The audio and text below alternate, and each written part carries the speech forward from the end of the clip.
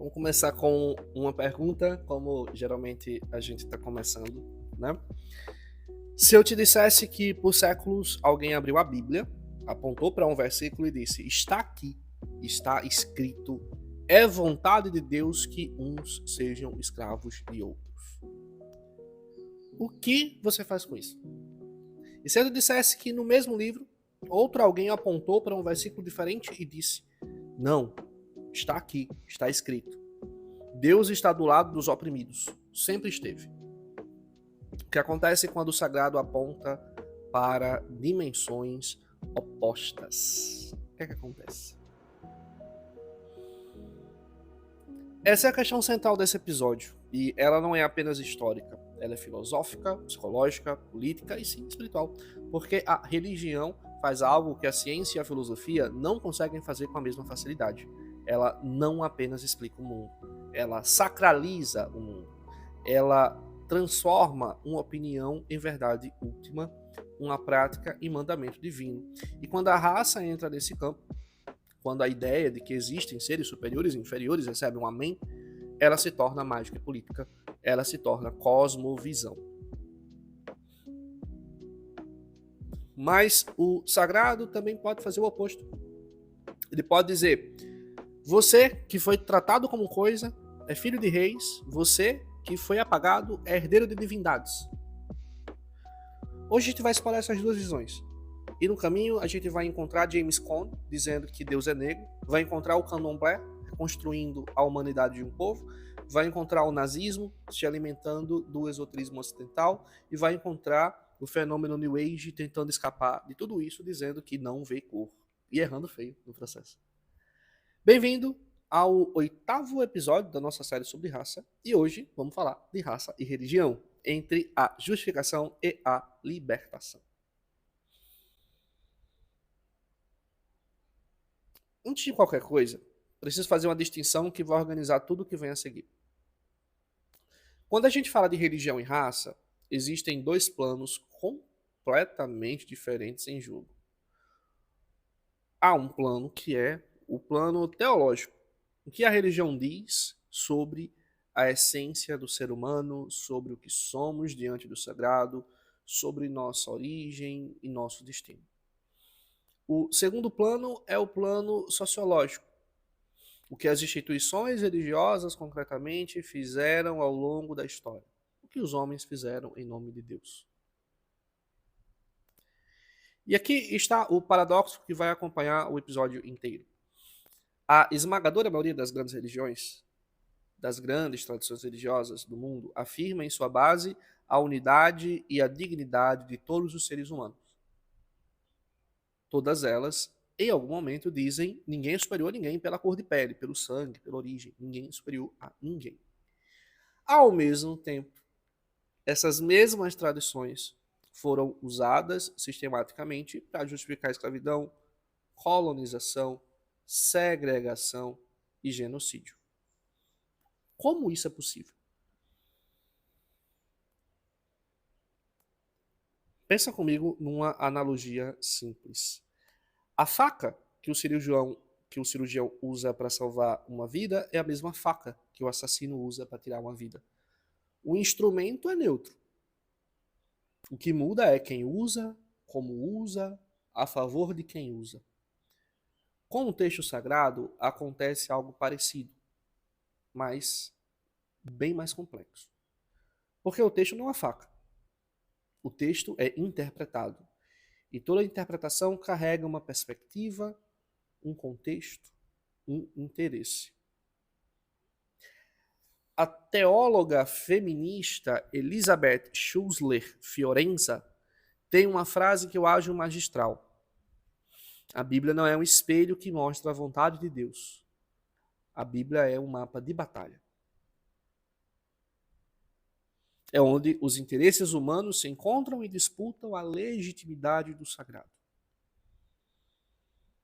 E quando falamos de raça, essa batalha foi e continua sendo violentíssima.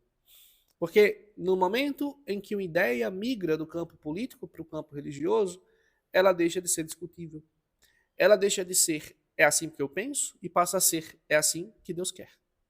E quem questiona não está mais discutindo política, está desafiando o sagrado. Isso é o poder da religião. E é também o seu perigo. Então, a gente vai falar aqui hoje de algumas coisas que entram no que a gente falou de perspectiva teológica, mas também vamos falar do campo das ciências da religião. Campo esse que a sociologia, a antropologia, a fenomenologia, a geografia da religião e tantas outras ciências que podem ser utilizadas para falar sobre o fenômeno religioso.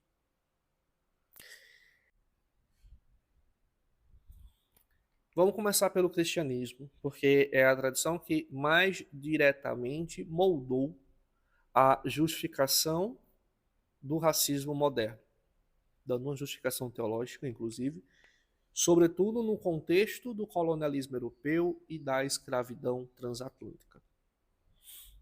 O fundamento do pensamento cristão sobre a humanidade é um conceito que em latim se chama imago Dei, a imagem de Deus. Vem do primeiro capítulo do Gênesis, quando o texto diz que Deus criou o ser humano à sua imagem e semelhança. Teologicamente, o que é que isso significa? Significa que todo ser humano, sem exceção, carrega em si algo de divino, algo do divino. Significa que a dignidade do ser humano não é uma concessão do Estado, não é uma construção cultural, não é algo que se ganha ou algo que se perde. É ontológica, é constitutiva. E há uma consequência lógica poderosa aqui. Se todo humano é a imagem de Deus, não existe hierarquia de humanidade. Não existe humano mais humano do que outro. O Talmud, texto central do judaísmo, formula isso com uma beleza rara. Ele diz que Deus criou o primeiro ser humano em separado, um único ancestral para toda a espécie, justamente para que ninguém pudesse dizer o meu antepassado é superior ao seu. Esse é o fundamento. Ele é poderoso. Ele é claro. E agora vem a pergunta que não quer calar. Se o fundamento é esse, como a Bíblia virou justificativa para a escravidão? Há um contexto técnico na teologia chamado, ou melhor, um conceito técnico na teologia chamado exegese, tá? Exegese cativa. É quando o intérprete sequestra um texto sagrado para que ele diga exatamente o que os seus preconceitos querem ouvir. O exemplo mais devastador dessa prática na história do Ocidente é o que ficou conhecido como a maldição de Cã. No 9º capítulo do Gênesis, há uma cena estranha. Noé, depois do dilúvio, planta uma vinha, bebe vinho, fica embriagado e fica nu em sua tenda. Seu filho Cã entra e vê o pai nu. Os outros filhos, Sem e Jafé, entram de costas e cobrem o pai. Quando Noé acorda e descobre o que aconteceu, ele lança a maldição. Não sobre Cã diretamente, repara bem, mas sobre Canaã, o filho de Cã.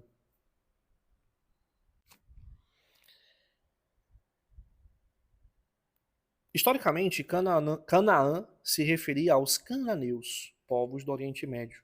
A maldição cumpriu-se na conquista dessas terras pelo povo de Israel. Isso é o que o texto diz. Mas, entre os séculos XVI e XIX, ideólogos da escravidão literalmente inventaram, uma leitura diferente. Disseram que Cã era o ancestral dos africanos, que a maldição se manifestava na cor da pele escura e que, portanto, a escravidão dos povos africanos era a vontade de Deus.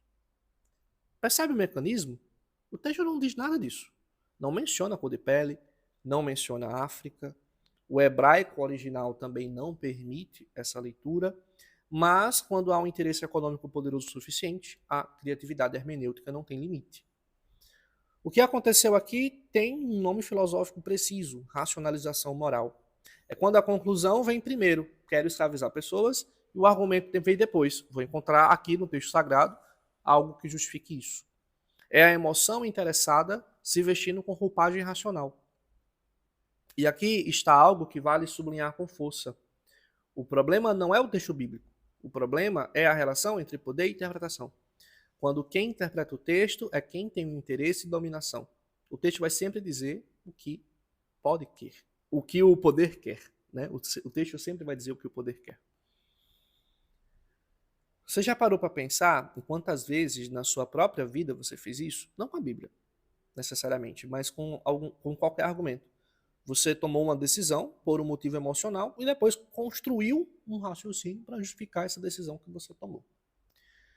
Todos nós fazemos isso. A diferença é que quando isso acontece em escala institucional, com poder de Estado, com o peso do sagrado, o dano é civilizatório.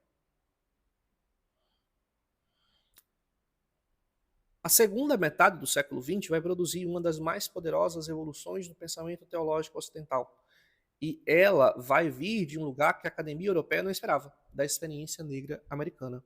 A gente falou um pouquinho disso no finalzinho do episódio anterior da nossa série. O nome central é James Cone, teólogo negro, nascido no Arkansas, criado num contexto brutal da segregação racial nos Estados Unidos. Em 1969, ele publica um livro chamado Teologia Negra e Poder Negro. E ele faz uma afirmação que provoca um terremoto. Deus é negro. Antes de você reagir, e eu sei que essa frase produz reação, preciso te explicar o que Cone quis dizer. Porque ele não estava fazendo uma afirmação sobre a cor da pele biológica de nenhuma divindade. Ele estava fazendo uma afirmação ontológica, metafísica, filosófica. Estava dizendo, se Deus é um Deus de libertação, como afirma o Êxodo, a narrativa central do Antigo Testamento, quando Deus liberta os escravizados hebreus do Egito, né, isso é afirmado, então, em uma sociedade racista, Deus não pode ser neutro. Deus está do lado dos que sofrem. E em uma América que lincha, que segrega, que desumaniza corpos negros, dizer que Deus é negro é dizer que Deus está no lado dos oprimidos. A lógica é cirúrgica. Você não pode pregar um Deus de libertação e ser indiferente à opressão que está acontecendo na sua frente. Mas Cone vai ainda mais longe. Em um livro posterior, A Cruz e a Árvore do Linchamento, ele faz uma das conexões mais perturbadoras e ao mesmo tempo mais reveladoras da teologia moderna. Ele aproxima a crucificação romana do linchamento americano e convida a gente a pensar, o que era a crucificação do Império Romano? Não era apenas uma execução, era uma ferramenta de terror estatal. Era o modo pelo qual o Império dizia para qualquer pessoa que ousasse desafiar a ordem estabelecida, olha o que acontece com quem resiste. A crucificação era pública, era humilhante, era um espetáculo de poder. E o linchamento era exatamente a mesma lógica. Era o modo pelo qual o supremacismo branco americano dizia, por séculos, saiba o seu lugar. Olha o que acontece com quem desafia. Se Jesus morreu como criminoso político nas mãos do Estado, e esse é o Jesus histórico, não o Jesus dos vitrais europeus, então Deus está presente em cada corpo que sofre violência estatal, em cada pessoa que morre antes de ser julgada. E a ressurreição, nessa leitura, não é apenas um evento sobrenatural, é uma afirmação política e simbólica. O sistema que matou não teve a última palavra. Agora eu preciso ser honesto com você sobre algo. Você não precisa ser cristão para achar essa leitura poderosa. Você não precisa aderir à teologia para reconhecer o que ela está fazendo filosoficamente. Ela está retirando do oprimido a narrativa de que o sofrimento é merecido, é natural, é destino, e está devolvendo a ele a possibilidade de ser sujeito da própria história. Martin Luther King nunca usou o termo teologia negra. Esse nome só viria com James Cone depois. Mas King foi a encarnação própria e encarnação prática de tudo o que a teologia negra depois sistematizaria. King era fundo no que os teólogos americanos chamam de social gospel, o evangelho social. A convicção de que a salvação da alma e a libertação do corpo não são coisas separadas. Que uma fé que se preocupa só com o céu e ignora as correntes dos que estão na terra é, no mínimo, incompleta e, na pior das hipóteses, cúmplice. A não violência para King não era fraqueza, era uma escolha teológica. Era a convicção de que o amor tem mais poder transformador que o ódio, que você pode derrotar um sistema não apenas pela força, mas pela superioridade moral, pela recusa de se tornar aquilo que combate. E tem uma frase de King que eu gosto muito de usar quando eu penso nisso que ele está trazendo para a gente, né? O arco do universo moral é longo, mas ele se inclina para a justiça. O arco do universo moral é longo, mas ele se inclina para a justiça. Essa é uma crença teológica, mas ela também é uma postura psicológica poderosa. É a capacidade de agir com convicção, mesmo quando os resultados não aparecem imediatamente. É o que sustenta qualquer movimento de longo prazo. Agora, eu quero te convidar para um deslocamento. A gente falou rapidamente sobre o debate do cristianismo. A gente pode até falar que esse debate ele também pode existir no seio do judaísmo, do islamismo, dessas religiões que nós conhecemos como religiões abraâmicas. Existem, sim, mais temas que a gente poderia abordar sobre essa questão, até mesmo porque a gente poderia abordar, por exemplo, a questão da teologia da libertação, a questão de haver escravidão no texto bíblico do Antigo Testamento. A gente poderia entrar em várias searas sobre isso aqui, mas o nosso objetivo hoje é trazer um panorama geral sobre essas questões. Caso vocês queiram alguma coisa mais específica, basta solicitar que a gente pode fazer algum episódio específico para tratar sobre pontos em específico que estamos falando no decorrer dos episódios, tá? Vocês podem pedir isso dentro de qualquer episódio que seja. Então, saibam que a gente é um episódio apenas para falar desse panorama em todas essas religiões que vamos trazer aqui hoje, de modo que não tem como falar de todos os aspectos possíveis, né? Mas pelo menos eu trouxe esses para discussão que a gente tem aqui hoje, né? Que tanto a questão da dignidade humana reconhecida pela teologia, quanto um exemplo de utilização disso para reforçar a escravidão, como no caso da maldição de Cã, quanto também um exemplo da utilização da mesma teologia como ferramenta de emancipação e libertação, como é o caso da teologia negra. Agora, a gente vai para algo que aconteceu às margens, ou melhor, às sombras desse debate. Porque enquanto teólogos europeus debatiam se o negro tinha alma, enquanto padres batizavam escravizados no navio antes que chegassem ao Brasil, enquanto a igreja legitimava a ordem colonial, inclusive legitimava a escravidão, por esse sentido, tá? Alguma coisa acontecia nos terreiros, nas senzalas, nas periferias. O povo negro criava um sagrado próprio, ou melhor, reconstituía, adaptava, preservava um sagrado que vinha de antes, de muito antes. O sociólogo Orlando Patterson cunhou o conceito de morte social para descrever o que a escravidão fazia ao indivíduo. Você perdia o nome, perdia a família, perdia a história. Você se tornava, na lógica do sistema, não uma pessoa, mas uma unidade de produção, uma mercadoria. Agora, pensa o que acontece dentro de um barracão, de um terreiro de candomblé.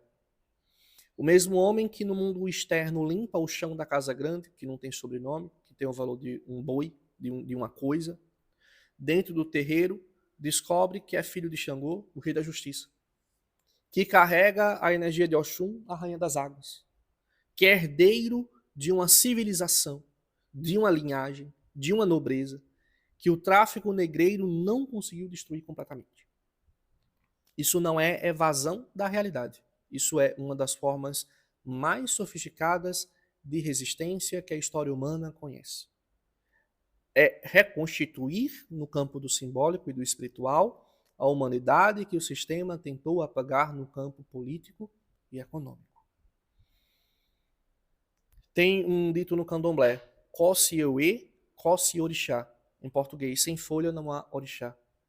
A divindade só se manifesta através da natureza, do concreto, do que existe aqui. O sagrado não é abstrato, ele passa pelo corpo, pela terra, pela erva. E essa corporalidade é exatamente o oposto do que o racismo fez ao corpo negro, que é transformá-lo em objeto de medo, de controle, de repulsa. No candomblé, o corpo negro é templo, é lugar de manifestação do divino. Já noutra religião, que nós chamamos de afro-brasileira, até porque, né, ela é afro-brasileira, a Umbanda, há uma figura que eu queria destacar especificamente dentro dessa perspectiva que estamos fazendo um panorama geral dessas religiões, tá? Que é o preto velho. A gente pode entender o preto velho como uma figura simbólica que representa os africanos escravizados no Brasil. Ele tem a postura curvada pelo trabalho forçado, a fala lenta, fumo, o café. E aqui acontece algo psicologicamente extraordinário. Todas as marcas do trauma, a curvatura do corpo exaurido, os únicos prazeres que eram permitidos na senzala, são ressignificadas. Todas essas marcas são ressignificadas. Não apagadas, não negadas, ressignificadas. A curvatura não é vergonha. É a postura de quem carregou um peso imenso e sobreviveu. O fumo não é vício. É instrumento de limpeza espiritual. O café não é conformismo. É hospitalidade. É cura.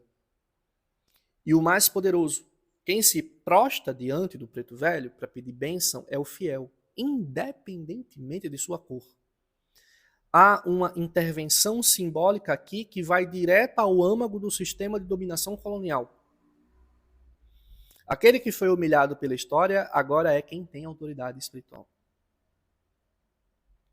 Psicologicamente, isso cumpre uma função que o psicanalista chamaria de elaboração do trauma, não o esquecimento.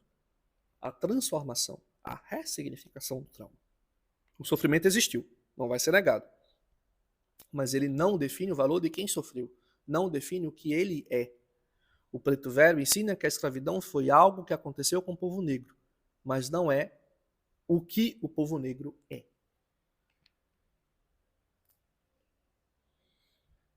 Tem um conceito que eu preciso trazer agora, porque ele vai fazer muita coisa fazer sentido. O conceito foi popularizado pelo sociólogo português Boaventura de Souza Santos e aprofundado no Brasil por Sueli Carneiro. O conceito é epistemicídio. Episteme vem do grego, significa conhecimento. Sídio vem do latim e significa destruição, morte. Epistemicídio, portanto, é a destruição de formas de conhecimento. E quando aplicado ao campo religioso, o epistemicídio descreve um processo específico. Quando o colonialismo não apenas proíbe uma prática religiosa, mas destrói a sua legitimidade como sistema de pensamento. Quando não diz apenas você não pode praticar, mas diz o que você pratica não é religião. É superstição. É feitiçaria. É coisa do demônio. É coisa de gente primitiva. Pensa na diferença entre as palavras.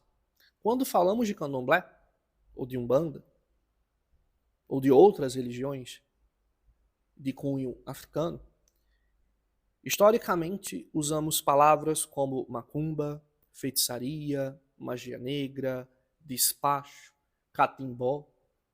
Tem tantas palavras que são utilizadas, né? Palavras que carregam conotação de perigo, palavras que carregam conotação de inferioridade. Quando falamos do catolicismo, o que é que a gente fala? A gente fala sacramento, liturgia, teologia, dogma. Palavras que carregam conotação de profundidade intelectual, de seriedade. Inclusive, há quem defenda que candomblé e umbanda não são religiões. Porque religião é aquilo que parece com o cristianismo. Curiosamente, né? A gente vê definições sobre religião que, na verdade, são definições que visam a favorecer o cristianismo dentro dessa mesma discussão. De modo que se nega o direito a esses povos africanos de, inclusive, poderem dizer que tem uma religião. Porque o que eles têm são o quê? São crenças religiosas, são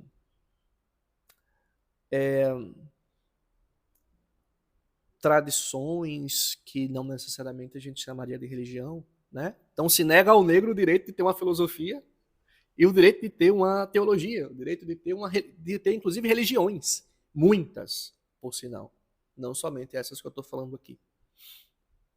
Mas o candomblé tem uma teologia extremamente sofisticada, tem uma cosmologia, uma ética, uma filosofia da relação entre natureza e ser humano que levou milênios para ser construída. O sistema de adivinhação do Ifá, por exemplo, foi reconhecido pela Unesco como patrimônio imaterial da humanidade. O que o epistemicídio faz é tornar invisível essa sofisticação. É criar uma hierarquia do conhecimento em que o saber europeu é saber e os demais são folclore. Tem um aspecto do epistemicídio religioso que é mais visível, literalmente visível. É a estética do sagrado. Jesus Cristo era um judeu do Oriente Médio do século I, historicamente, geneticamente, geograficamente. Ele seria uma pessoa de traços semíticos. Provavelmente teria pele morena, cabelo escuro e encaracolado. Mas as representações que dominaram a iconografia cristã por séculos mostram um homem de cabelos longos e lisos, pele clara, olhos azuis ou verdes. Um homem que se parece com os países nórdicos da Europa, curiosamente. Isso não é um detalhe estético, é uma afirmação teológica implícita, porque se Deus se encarna no corpo, e essa é a doutrina central do cristianismo, e esse corpo tem feições europeias, então há uma mensagem não dita, mas muito poderosa. O divino se parece com o europeu. A santidade tem traços europeus. A pureza tem cor clara. E o que isso produziu no imaginário de uma criança negra crescendo dentro dessa tradição? Que ela precisa se distanciar do próprio rosto para se aproximar de Deus? O teólogo Ronilson Pacheco faz uma observação preciosa. Há um personagem bíblico chamado Simão de Níger. O sobrenome Níger, em latim, significa negro. Esse homem estava entre os profetas e mestres da igreja de Antioquia. Inclusive, Antioquia foi o lugar onde, pela primeira vez, os cristãos foram chamados de cristãos. Né? E foi parte do grupo, o Simão de Níger, que ordenou Paulo de Tarso para sua missão apostólica. Ou seja, uma das figuras mais importantes do Novo Testamento foi autorizada à missão por um homem negro. Isso está escrito na Bíblia. Mas é praticamente invisível na teologia popular, porque a narrativa dominante não tem onde encaixar esse dado. A pergunta que fica: o que mudaria na história do Ocidente se essa informação tivesse sido ensinada nas igrejas? Alguma coisa? Faria diferença? Ou não faria diferença alguma?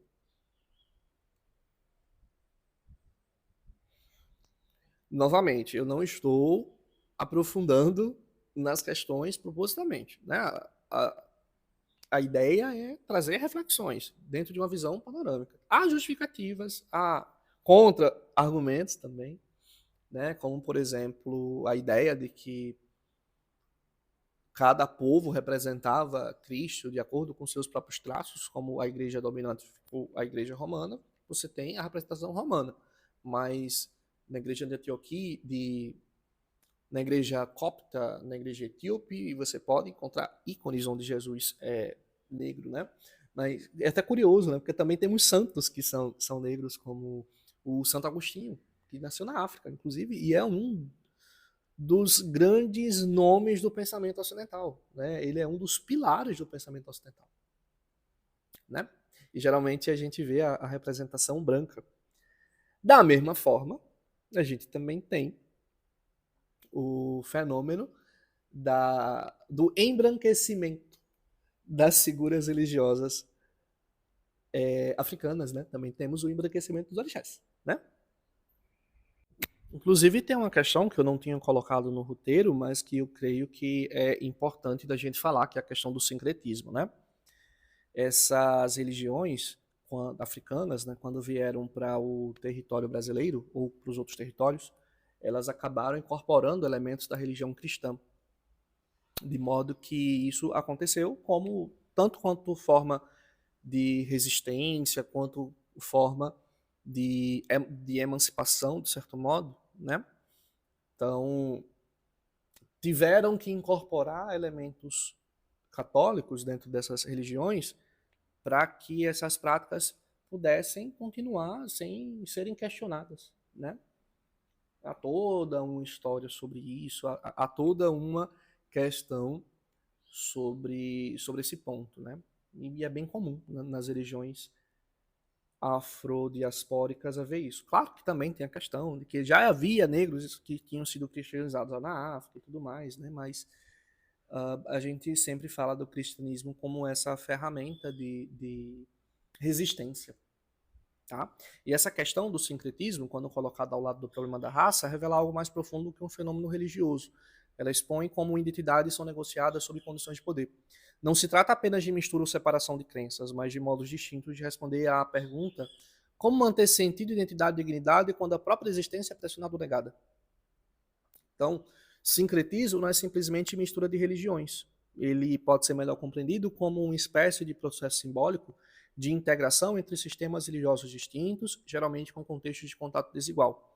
Ou seja, ele ocorre quando há dominação cultural, imposição religiosa, necessidade de sobrevivência simbólica.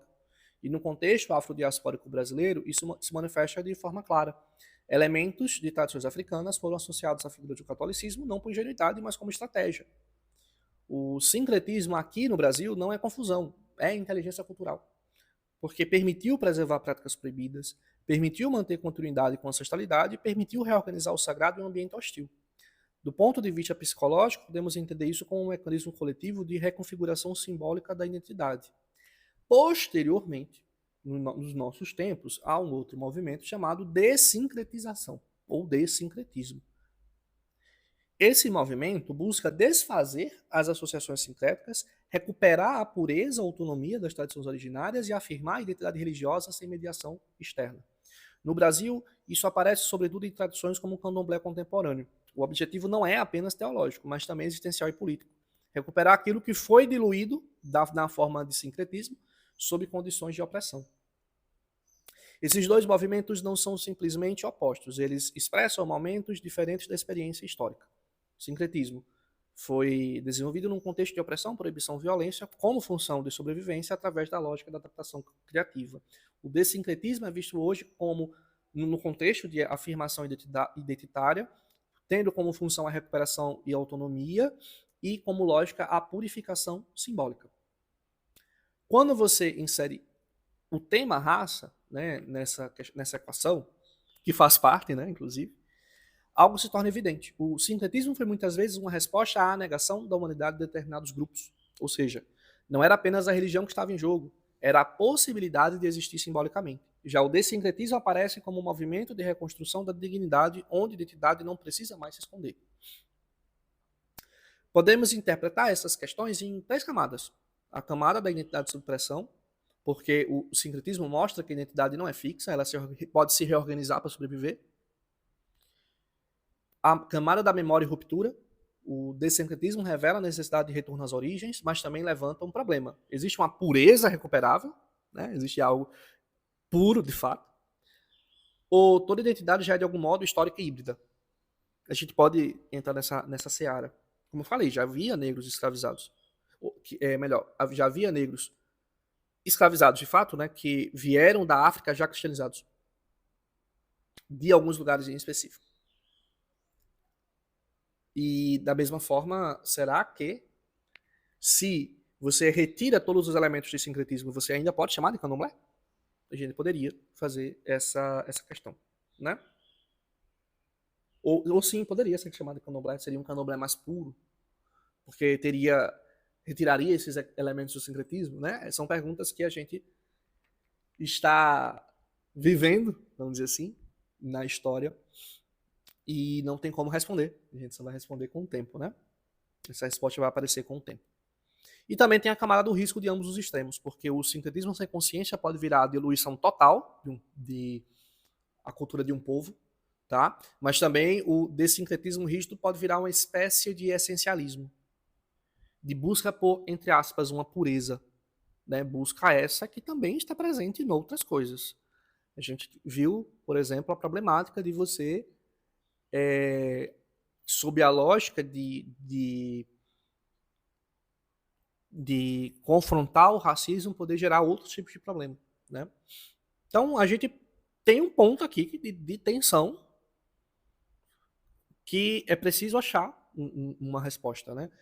Um ponto onde se busca uma identidade fiel à sua origem, sim, mas sem negar a história que aconteceu também. Que é importante a gente lembrar a história de um povo, não apagar a história, né? Já tem tanta gente que faz isso sem a gente, por nós, né? Sem a gente querer. Então, o sincretismo é a arte de sobreviver sob a opressão. O desincretismo é a tentativa de existir com autonomia após essa opressão, né? Se é que a gente pode falar que essa opressão cessou. Ambos são respostas legítimas, mas pertencem a momentos diferentes da experiência histórica. Então, creio que valeu aqui esse ponto extra, porque faz parte dessa discussão. Como eu falei, dá para aprofundar em muita coisa. Né? Dá para aprofundar em muita coisa. Agora, vamos para outro território, parece distante, mas que é fundamental para entender como o racismo moderno ganhou sua forma mais radical e destrutiva. A história do nazismo normalmente é contada como uma história de ideologia política, militarismo e violência, e é tudo isso. Mas há uma dimensão que raramente aparece nos livros didáticos, a dimensão esotérica e espiritual, dentro do que a gente chama de esoterismo ocidental. O nazismo não inventou seu racismo do nada. Ele colou peças de um quebra-cabeça que já estava sendo montado por décadas em círculos esotéricos europeus. Somando a isso todas aquelas outras pecinhas que já estão no nosso jogo aqui, que discutimos no decorrer dos outros 7 episódios. No final do século XIX, uma mulher russa chamada Helena Blavatsky funda a Sociedade Teosófica. O objetivo declarado era nobre, promover a fraternidade universal, estudar as religiões comparadas, investigar os poderes ocultos da natureza. Era uma forma de olhar a espiritualidade sob um olhar científico, se é que a gente pode chamar esse olhar de científico. Blavatsky escreveu uma obra monumental chamada A Doutrina Secreta, onde propõe, nessa obra, que a humanidade evolui em ciclos através de 7 raças raízes. Cada raça seria um estágio de evolução espiritual. Nós estaríamos na 5ª raça, a chamada raça ariana. O problema começa aqui. Blavatsky afirma que certas etnias modernas, e ela cita especificamente aborígenes australianos, alguns povos africanos, tá? Ela afirma que certas etnias modernas seriam resíduos de raças anteriores, atrasadas em relação ao fluxo evolutivo. A intenção de Blavatsky, pelo que tudo indica, não era criar uma justificativa para o genocídio. Mas o que ela colocou no mundo foi um vocabulário, ou reforçou um vocabulário que já estava sendo construído no imaginário europeu naquela época. Uma estrutura conceitual que separava a humanidade em hierarquias, agora não somente científicas, vamos colocar assim, mas também espirituais. E esse vocabulário estava disponível para quem quisesse utilizar, né? E a gente lembra, do decorrer das nossas discussões, que palavras têm poder, né? De certo modo, com perdão aqui da expressão dentro de um contexto religioso. Palavras carregam significados. Elas não são neutras, nada neutras. Então, você apresentar o termo raça raiz vai trazer, junto com o que ela está descrevendo, tudo aquilo que se tinha no imaginário europeu, né? Será que se ela tivesse escrito esse mesmo texto, sei lá, há 300 anos antes, quando não havia ainda essa discussão bem alicerçada, esse termo apareceria? Será que, se ela fizesse esse mesmo texto hoje, esse termo seria utilizado? É até curioso, porque a Sociedade Teosófica ainda existe hoje, e ela não usa mais esse termo raça, ela prefere utilizar outros termos, justamente para evitar essa confusão. Há, dentro desses teósofos modernos, quem diga que ela falou sobre raça não numa conotação de cor da pele, mas numa conotação uma conotação espiritual, né, uma conotação, sei lá, falando das energias, alguma coisa assim. Mas fato é, né, que quer ela realmente tenha falado sem levar em consideração o imaginário europeu, o simbólico europeu, o conceito europeu de raça, né, se ela não levou em consideração, ou se ela de fato levou em consideração, mas que realmente a gente não encontra nos textos dela nada que levasse a pensar num genocídio, né? Quer que seja uma ou outra opção, essa construção deu origem a outras coisas. No início do século XX, na Áustria e na Alemanha, dois homens, Guido von List e Lanz von Liebenfels, pegaram a teosofia de Blavatsky e fizeram algo sinistro. Retiraram a parte da fraternidade universal, tá? Que a sociedade teosófica fala assim, de fraternidade universal, certo? E mantiveram a hierarquia racial. Tiraram o contexto de fraternidade universal que havia sim dentro da obra de Blavatsky e mantiveram a ideia de hierarquia racial. Liebenfels, em sua revista chamada Ostara, chegou a propor que os arianos seriam seres de luz originais e que todas as outras raças seriam resultado de cruzamentos antigos com seres inferiores. E que a missão histórica dos arianos era purificar a humanidade. Percebe o que aconteceu aqui? O racismo deixou de ser uma preferência política. Virou uma cosmologia, uma cosmovisão, um destino cósmico, uma missão espiritual. A violência contra outros povos deixou de ser crime, virou dever sagrado. É exatamente isso que eu disse no início desse episódio. O racismo se torna mais perigoso quando deixa de ser apenas opinião e passa a ser teologia, de certo modo. Né? Passa a ser uma visão, uma cosmovisão espiritual. Uma coincidência, né? O Ostara era como os pagãos se referiam à Páscoa, né? Ao que hoje a gente chama de Páscoa, né? Que seria relacionado ao equinócio de primavera lá no hemisfério norte. E eu tô gravando esse episódio um dia antes da Páscoa cristã, hoje, né? Que vai ser amanhã, em relação ao dia que eu tô gravando esse episódio, tá? A partir desses círculos esotéricos e o nazismo foi, ou melhor, a ponte entre esses círculos esotéricos e o nazismo foi a sociedade Thule. Thule era o nome de uma terra mística que supostamente teria sido a pátria original dos arianos. A sociedade adotou a suástica, um símbolo solar antigo, e criou uma mitologia de destino racial. Membros e frequentadores desse ambiente, como Rudolf Hess e Dietrich Eckart, mentor de Hitler, inclusive, forneceram os símbolos e a retórica de que o povo alemão tinha uma missão sagrada de domínio. E Heinrich Himmler, chefe da SS, foi mais longe de todos. Ele tentou transformar a SS em uma ordem iniciática com rituais de iniciação, com hierarquias simbólicas, com um castelo sagrado chamado Wewelsburg. Ele criou um instituto chamado Ahnenerbe para buscar provas arqueológicas e esotéricas que comprovavam a superioridade ariana. Por que isso foi eficaz? Porque o esoterismo ocidental deu ao nazismo algo que a propaganda política pura não conseguia dar: sentido religioso. A convicção de que o povo alemão não estava apenas fazendo política, estava cumprindo o plano do cosmos. Que a violência não era crime, era purificação espiritual. E veja que se na Bíblia a gente encontra uma dubiedade nessa afirmação, porque a Bíblia fala de todos nós, de dignidade humana, de fraternidade universal e tudo mais, né? Há sim interpretações de outro modo, tá? Há essa briga de interpretações, né?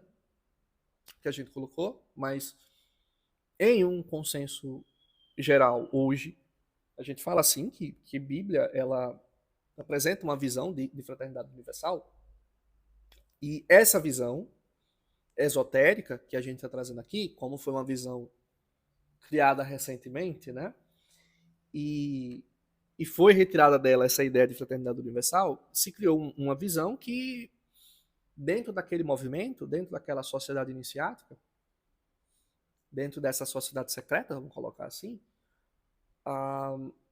não havia dubiedade em relação a essas afirmações. Eles realmente achavam que era aquilo mesmo, né? Não tinha como discordar deles, de certo modo, dentro desses argumentos que eles estavam trazendo, né? Eles já tinham argumentos científicos, infelizmente, que na época a gente já podia falar sobre, já ainda existiam, né?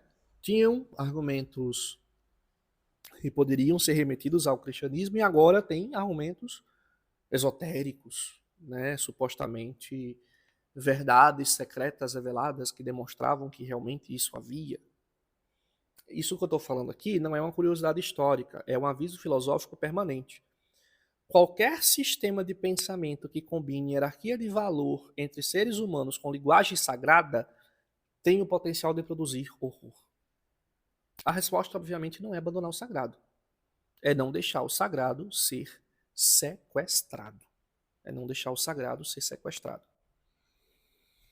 Bom, a questão da raça, quando observada por diferentes tradições espirituais, revela menos uma doutrina explícita e mais um modo de compreender a diferença humana dentro de uma visão do mundo. Em geral, essas tradições não operam com raça no sentido moderno biológico, mas com categorias como consciência, ordem cósmica, karma, energia, ancestralidade ou evolução espiritual. Ainda assim, cada uma delas oferece uma lente específica. E vamos falar rapidinho de outras visões que também existem, tá? No hinduísmo, especialmente nas leituras clássicas do hinduísmo, não encontramos uma teoria de raça nos moldes modernos, mas sim um sistema de varna, castas, que a gente discutiu, inclusive, quando a gente falou sobre esse conceito de raça sendo transportado para outras culturas. Você tem a estrutura social associada a funções e qualidades, guna, que é justificada por uma ordem cósmica, dharma, e relacionada em algumas leituras ao karma acumulado. Isso pode ser interpretado como uma forma de hierarquização da diferença, contudo, a um outro nível. Nas tradições mais filosóficas, como nos Upanishads e no Vedanta, o Atman, que é o eu profundo, é idêntico ao Brahman, o absoluto. Ou seja, no nível último, não há diferença essencial entre os seres humanos.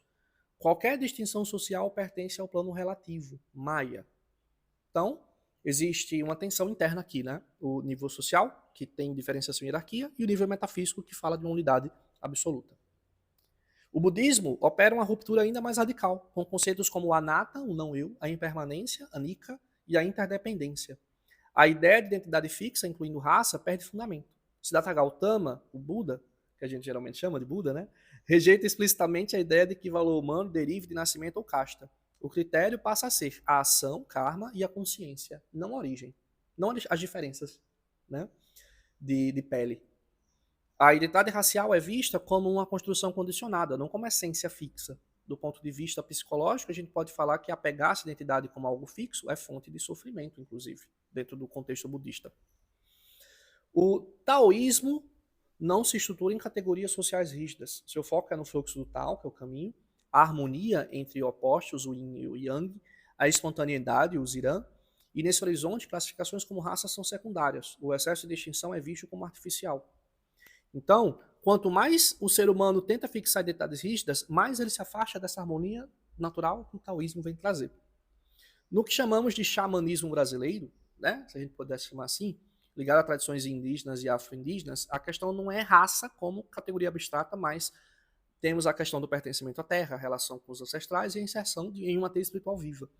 A identidade é relacional, territorial e espiritual. E nessas religiões xamânicas, não se pergunta qual é a sua raça, mas com que forças você está vinculado. Isso desloca o eixo da identidade de classificação externa para a sua relação viva com o mundo, com o mundo em si. Tá? A gente também pode olhar sob esse mesmo olhar para dentro daquela discussão que a gente trouxe de sincretismo e dessincretismo, tá? Porque também existiu o sincretismo dentro das religiões indígenas e também elas não só acabaram ganhando elementos católicos no processo, como também acabaram sendo incorporadas dentro de outras religiões que tentavam resistência, como você também vai ter o elemento indígena em candomblé, em umbanda também. Dentro do campo das ordens iniciáticas ocidentais, temos um campo complexo, porque há tanto elementos universalistas quanto teorias problemáticas. A maçonaria, por exemplo, em sua base simbólica, afirma a fraternidade universal, entende todos os humanos como irmãos, valoriza o aperfeiçoamento moral do ser humano, tem como ideal a igualdade essencial entre os seres humanos, porém, historicamente, nem sempre essa universalidade foi plenamente vivida. Você encontra casos em que, por exemplo, há anos atrás, determinada loja maçônica aceitou pela primeira vez um negro. Então, é possível encontrar dentro da maçonaria ainda a perpetuação do racismo. Então, a gente tem aqui uma tensão que é, na base simbólica, ela fala de uma igualdade e fraternidade universal, porém, a gente pode ver, sim, exemplos de pessoas que são da maçonaria que podem praticar o racismo. Tá? E se elas tiverem cargos altos, acaba também podendo haver um racismo institucional ali dentro. A Sociedade Teosófica introduziu a ideia de raças raiz, né, que a humanidade evolui em ciclos, a possibilidade de raças representarem estágios de desenvolvimento espiritual, porém, embora a proposta com evolução espiritual, essa ideia muitas vezes foi interpretada de forma hierárquica e até racista, como a gente viu que foi acabar indo lá no colo do nazismo. E a antroposofia, que bebe da teosofia, desenvolvida por Rudolf Steiner, também fala em evolução espiritual da humanidade, associa características culturais e espirituais a diferentes povos, e aqui a gente tem uma tensão na intenção universalista e o risco de essencializar diferenças humanas quando você fala em raças. Embora a gente viu que, ultimamente, esse termo está sendo deixado de lado justamente para evitar esse tipo de problemática. Então, podemos organizar essas tradições que a gente viu aqui rapidamente em grandes movimentos. A universalização do humano é afirmada, por exemplo, pelo budismo, pelo taoísmo, pela maçonaria enquanto ideal, e aí a raça perde centralidade ou é dissolvida dentro desses sistemas. E a hierarquização simbólica ou espiritual, que a gente acaba vendo no hinduísmo a nível social, e que a gente acaba vendo algumas pessoas da teosofia, da antroposofia, utilizando isso como forma de justificar o racismo. E querendo ou não, só por você estar falando de raça dentro de um contexto de hierarquia, você acaba dando pano para a manga para essa discussão. E aqui, essas diferenças podem ser interpretadas como níveis ou funções, tá? Podem acabar perpetuando o racismo. Ainda que originalmente a gente viu que elas podem partir da ideia de fraternidade universal. E na ancestralidade, a gente tem sim a identidade como algo não fixa no xamanismo, né, nas religiões indígenas, mas essa ancestralidade é vivida em relação, tá? Em relação com o mundo, em relação com o outro. É bem mais existencialista se a gente for parar para pensar da forma que eu coloquei aqui agora, inclusive, né? Bem mais existencialista. Isso revela que a ideia de raça depende de como se responde a uma pergunta mais fundamental, que é o que é o ser humano, que é uma pergunta da antropologia filosófica. Então a gente poderia até dizer que se isso vai ser dado dentro da antropologia filosófica dos sistemas religiosos ou desses sistemas iniciáticos.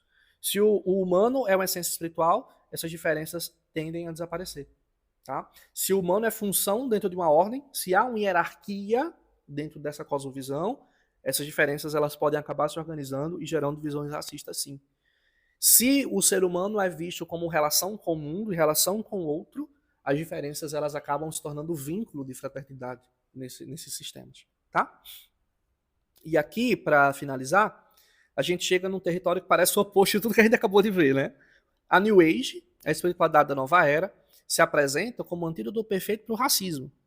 Se somos todos seres de luz, se somos todos um, se a alma não tem cor, né, que são os discursos que a gente vê nessas religiões fofinhas do New Age, né, não há espaço para preconceito.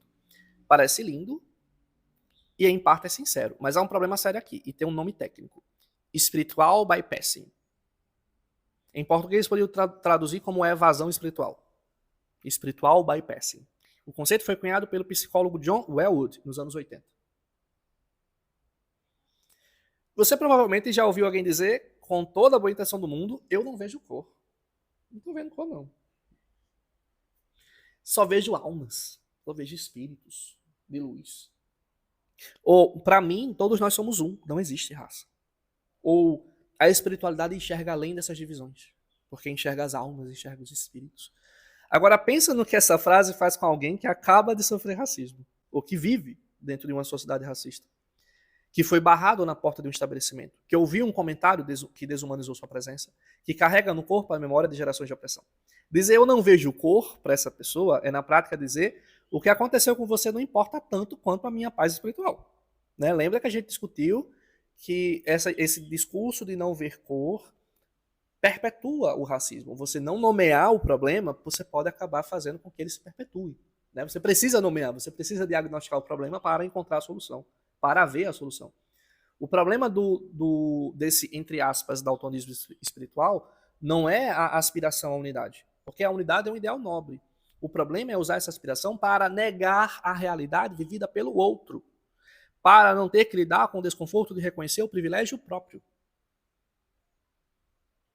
Há um mecanismo ainda mais sutil e mais perigoso dentro de certos setores da espiritualidade contemporânea, a chamada lei da atração, que é a ideia de que nós criamos a nossa própria realidade através dos nossos pensamentos e da nossa vibração. Você atrai o que você é. Você manifesta o que você pensa. Não vou discutir aqui essa ideia, né? Não vou discutir se essa ideia tem ou não algum mérito em determinados contextos, enfim, não é a nossa intenção aqui nessa discussão, né? Mas vou te mostrar o que acontece quando ela é aplicada dentro do contexto do racismo. Se você cria a sua realidade, se você atrai o que você pensa, então, se você sofreu racismo, foi porque você atraiu o racismo. Talvez você esteja na sua vibração baixa. Talvez seja um contrato kármico que você precisa superar, né? Não, talvez você precise de perdão e gratidão para mudar a sua frequência. Pensa onde isso chega. O racismo, que é uma estrutura histórica, política e institucional, vira problema individual da vítima. Você culpabiliza a vítima, dizendo que é ela que está atraindo isso para ela. E o opressor some da equação, né? Inclusive. O sistema desaparece. E sobra apenas a pergunta: o que é que você está atraindo? Isso não é espiritualidade, isso é despolitização do sofrimento. É a emoção do conforto se disfarçando de sabedoria. Tem mais um aspecto da New Age que a gente precisa nomear: a apropriação cultural. A espiritualidade contemporânea funciona muitas vezes como um supermercado. Você pega um pouco do budismo tibetano, um cristal da tradição, de uma tradição xamânica, uma cerimônia de ayahuasca na Amazônia, um canto de candomblé, uma posição de yoga da Índia, mistura tudo num retiro de final de semana e você chama isso de expansão da consciência. Agora vamos ser precisos sobre o problema aqui, que esse episódio já está muito longo, por sinal, né? O problema não é o contato entre as tradições. O intercâmbio cultural é parte da história humana. O problema é a assimetria. Quando um facilitador branco, ocidental, cobra uma fortuna para uma cerimônia de ayahuasca autêntica, enquanto a aldeia amazônica que preservou esse conhecimento por milênios luta pela demarcação de suas próprias terras, o que está acontecendo não é intercâmbio, é extrativismo, é colonialismo com roupagem espiritual. A descolonização da espiritualidade passa por uma pergunta simples, mas exigente. Você está honrando esse povo, né? Você está honrando o povo que praticou aquela prática, ou você está consumindo a sua cultura, né? Você está utilizando a prática daquele povo como um produto do supermercado. O que é que você está fazendo? E aqui está o paradoxo final da New Age. O movimento que mais fala em unidade é frequentemente o que menos pratica a responsabilidade com os que foram historicamente separados, excluídos e explorados. A espiritualidade que não confronta a realidade não é elevação, é evasão. Bom, a gente chegou agora ao nó filosófico central que atravessa tudo que vimos hoje. E ele é um dilema genuíno, não tem uma resposta simples. De um lado, o universalismo, a ideia de que todos os seres humanos compartilham a essência comum, que a diferença de cor, de origem, de cultura é superficial diante de algo mais fundamental que nos une, que a solução para o racismo é justamente aprender a ver além da raça. De outro lado está o particularismo, a ideia de que a diferença importa, que apagar as diferenças em nome da unidade abstrata é, na prática, impor a cultura dominante como padrão universal. Que a solução para o racismo não é ignorar a raça, é reconhecer que o que foi feito tem nome, tá? Reconhecer esse nome e reparar o dano. Vou te dar um exemplo concreto para você sentir essa tensão. O Islã tem uma das afirmações mais radicais de igualdade racial entre as tradições religiosas mundiais. No último sermão do profeta Muhammad, ele diz explicitamente: um árabe não tem superioridade sobre um não árabe, nem um branco sobre o negro, exceto pela piedade e pela boa ação. O Hajj, a peregrinação à Meca, é a visualização concreta disso. Milhões de pessoas de todos os países, de todas as etnias, vestindo a mesma roupa branca simples, sem qualquer marcador de status, que é uma das imagens mais poderosas de igualdade que a gente pode apresentar. Malcolm X, depois de fazer a sua peregrinação, voltou dos Estados Unidos transformados. Ele disse que viu irmãos de todas as cores, de todos os lugares, tratando-se com dignidade, e isso abalou, em partes, o separativismo radical que ele defendia antes. Isso é um universalismo em sua forma mais bela. Ele é real, ele importa. Mas agora pensa, se eu digo somos todos iguais diante de Deus, sem reconhecer que aqui embaixo uns têm acesso a oportunidades que outros não têm, o que é que eu estou fazendo? Eu estou usando a igualdade espiritual para justificar a inação política. A síntese filosófica que me parece mais honesta é essa. O universalismo sem crítica apaga a injustiça. O particularismo sem abertura fragmenta o humano. A tarefa não é escolher entre os dois, é impedir que a diferença se transforme em hierarquia. E que essa hierarquia se transforme em racismo na prática. Em outras palavras, a gente pode e deve reconhecer que a raça foi construída, que é histórica, que não tem base biológica, que é contingente, e ao mesmo tempo reconhecer que o sofrimento produzido por essa construção é real, que tem consequências concretas no presente e que demandam respostas concretas. Essas duas afirmações não se contradizem, elas se completam. Eu comecei esse episódio com uma pergunta. O que acontece quando o sagrado aponta para direções opostas? A gente passou 1 hora navegando por essa tensão, né? Vimos o sagrado sendo usado para justificar a escravidão, vimos o sagrado sendo usado para resistir à escravidão, vimos o sagrado reconstruindo a humanidade de um povo, vimos o sagrado sendo distorcido para justificar genocídio, vimos o sagrado sendo usado para escapar da realidade. E o que eu percebo no final de tudo é isso, que o sagrado em si não é nem libertador nem opressor. O sagrado é o campo onde os humanos depositam o que há de mais profundo em si mesmos, incluindo seus medos, seus interesses, as suas nobrezas e as suas misérias. A pergunta que me parece central não é a religião é boa ou ruim para combater o racismo. A pergunta é quem fala sobre isso? De onde fala? A favor de quem fala? Toda a teologia é situada. Toda a leitura do sagrado carrega uma perspectiva e isso não é um problema a ser resolvido, é uma condição a ser reconhecida com honestidade. Deixo você com 4 perguntas. Se você teve paciência de escutar esse episódio, né? Porque geralmente quando a gente fala de religião é polêmico. Você não precisa respondê-las agora, não é para responder para mim, inclusive. Responda para si. Primeira, onde o sagrado, na sua experiência, seja lá qual for a sua relação com o sagrado, aproxima ou afasta pessoas. Segunda, você já usou uma ideia espiritual, mas pode também ser filosófica, psicológica, para evitar um conflito real que você precisava encarar? Terceira pergunta. O que muda quando você reconhece que toda a visão de mundo, incluindo a sua, é construída dentro de algum lugar específico, dentro de um contexto específico? E a quarta, a sua noção de unidade, a sua ideia de que somos todos iguais, reconhece as diferenças reais que existem sim? Ou as apaga em nome de uma paz que só é possível quando você não está sendo prejudicado?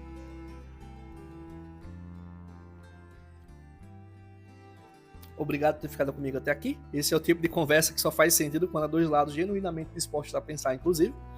E eu acredito que você é esse tipo de pessoa porque você escolheu estar aqui e ter aguentado aqui 1 hora de episódio falando sobre muita coisa, né? Na próxima semana a gente finaliza a série sobre raça. A gente vai para outro episódio, tá? Na verdade não, na próxima semana que eu tô fazendo esse episódio praticamente todo dia, né? Tá dando tempo aqui para fazer. Eu vou aproveitando que eu vou estudando aqui para essa disciplina aqui dentro da graduação e vou trazendo aqui as discussões para vocês. Então, talvez seja amanhã, porque esse próximo episódio saia. Então, já aproveitando aqui o feriado para produzir esses episódios. Então, até lá, pensa, questiona, viva com mais consciência. Até nosso próximo episódio.